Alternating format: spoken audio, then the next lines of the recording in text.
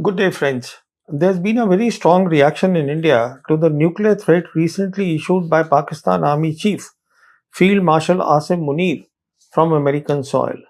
The Indian External Affairs Ministry has issued a very terse statement, and the statement says that nuclear saber rattling is Pakistan's stock in trade.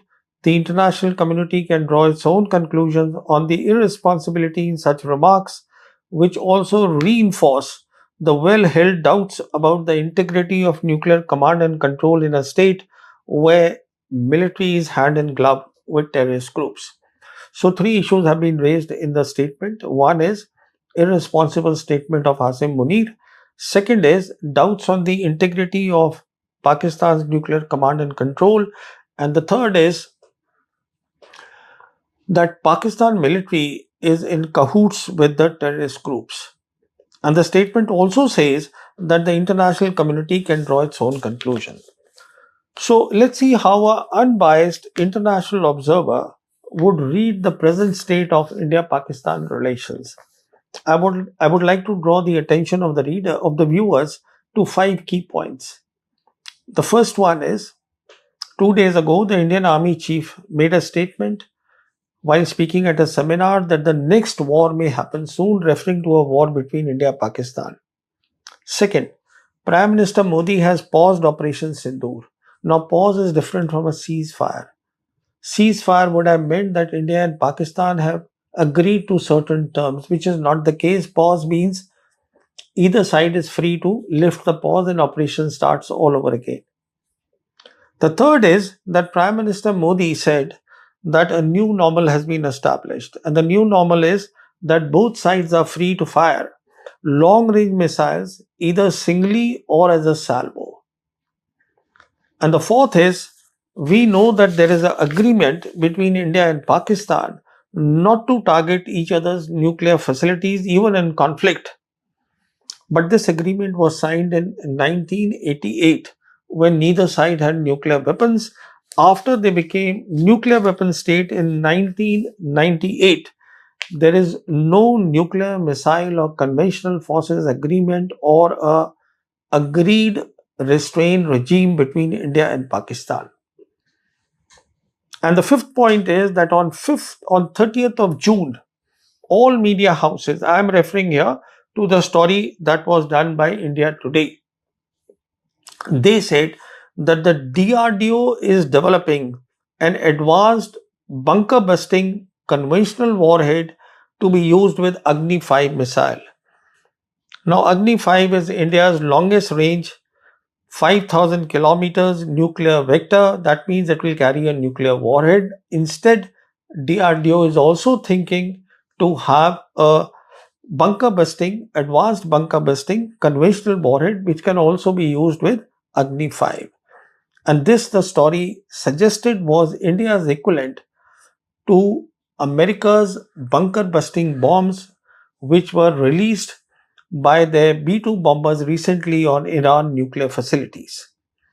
And in terms of more details about this bunker busting conventional warhead, this will have a weight of 7,500 kilograms, and it will have the capability to penetrate in the ground 80 to 100 meters below before detonating.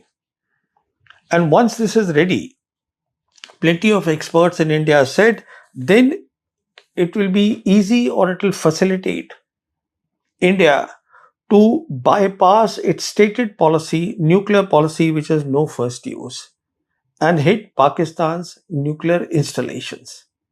Now, we remember within days of Operation Sindoor being paused, Air Marshal Bharti of the Indian Air Force was asked a question: if the Indian Air Force had hit Pakistan's Kirana Hills. Kirana Hills is supposed to be Pakistan's nuclear facility, and his response was no.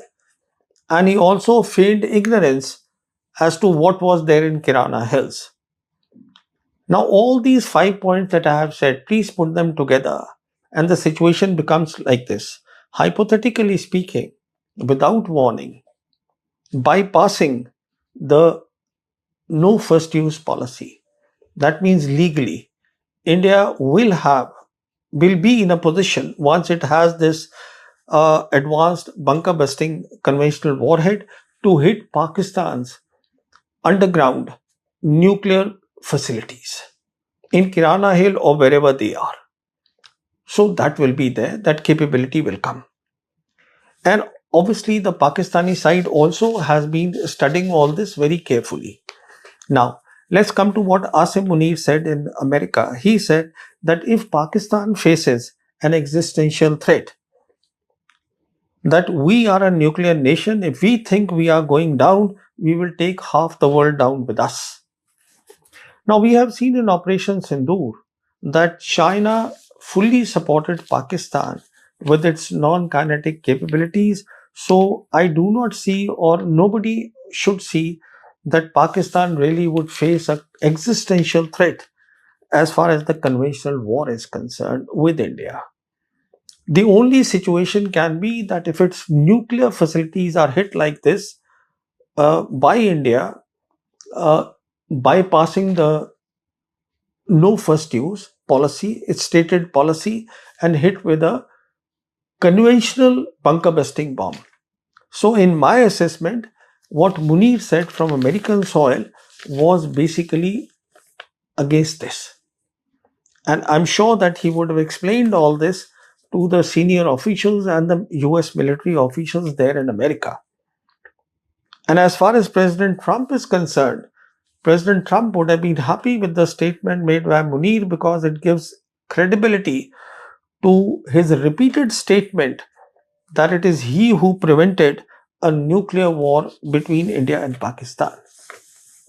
Now, another thing, when speaking with the Pakistani diaspora, Asim Munir reportedly also said that if they make the dam, which is on the Indus River, we will let them make it and then we'll destroy it with 10 missiles.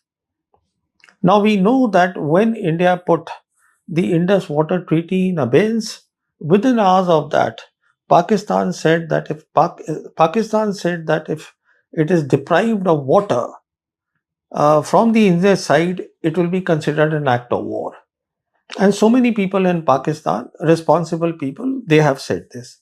Not only that, the Chinese have come openly in support of Pakistan on this issue, with a prominent Chinese commentator Victor Gao actually coming on an Indian channel and supporting Pakistan in this, that India cannot do a thing like this, build a dam or restrict the water supply to Pakistan.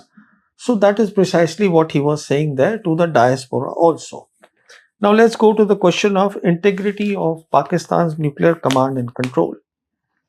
Now we should know that within hours of doing the nuclear tests, their own nuclear tests, in May of 1998, the then Army Chief General Jahangir Karamat issued a note saying that there is a need now to establish a command and control organization because Pakistan had become a nuclear weapon state. And by December 1998, they established what is called the Strategic Plans Division, where Pakistan's nuclear weapons and all the other things concerning nuclear are supposedly under. This is the organization that heads that. And we know all this because of a book which is Eating Grass, written by a former SPD officer, Brigadier Feroz Hassan Khan. And we also know that despite whatever they have said about creating a nuclear command authority under the Prime Minister, the fact of the matter is that the SPD is directly under the Pakistan Army Chief, which means that the DGMO also reports to the Army Chief. So the Army Chief is in a very good position to ensure that there is a continuity, that there is a smooth continuity, a transition from the conventional war to the next level, which is the nuclear level. And if they would be having any doubts on this, we know that for the last 2 years, it was sometimes in 2023, news came that Pakistani military officers, they were embedded in PLA's Joint Staff Department. which is the highest operational headquarters of the PLA, working directly under the Central Military Commission, and Joint Staff Department is where the PLA's nuclear planning is done, and where the transition from a conventional war to a nuclear planning, all that is done. So obviously, as observers or in whatever capacity the Pakistani military officers are there, they would have learned a lot from there also. Now the question next is about the safety of Pakistan's nuclear weapons. Here, let's be very clear, as I said, that the nuclear weapons, the SPDs under the army chief, so much so that while the other two services of Pakistan, the Pakistan Air Force and the Pakistan Navy, they have the vectors of nuclear with them, but they do not have the cores, because this is the core is from where the Pakistan Army Chief draws his strength. And this is something certainly he would not like to uh, share with the other two service chiefs. Now, next is about they being in cahoot with the terrorist organizations. Please go back to the first war of Kashmir. That war of Kashmir was started in 1947. And on 1st of January 1949, the military line was established called ceasefire line between India and Pakistan. That is the time they gained the experience. They realized that they were short on numbers. They had less numbers than the Indian army. And they integrated the irregulars with the Pakistan army. Which is why as early as 1st January 1948, the ISI was created by the Pakistan army. So to offset the numbers of the Indian army, they brought in the jihadis and the irregulars. And they have fought with them in all the wars. And we have seen in all the wars on the western sector where the military line exists, it still remains there. With a different name, now it is called the line of control, which means in all the wars, they have made sure that India was never in a position conventionally to obliterate that line. And if you see the organization today of the Pakistan army, it is something like this, that the chief has under him three key things. The DGMO, who is responsible for the conventional war, he reports to the Pakistan army chief. And then the ISI chief, who today doubles as the national security advisor, also an officer called Lieutenant General Asim Malik. He also reports to the army chief, and then the head of the SPD, he also reports to the army chief. And so it is the Pakistan army chief who is in a very strong position, and which is why the whole world listens to what he has to say.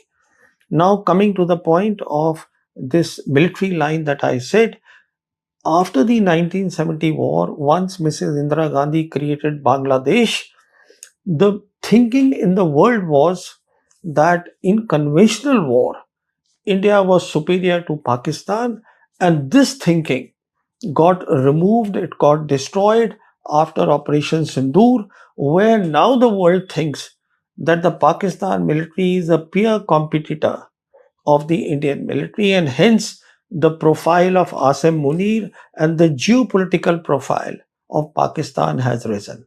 Thank you so much.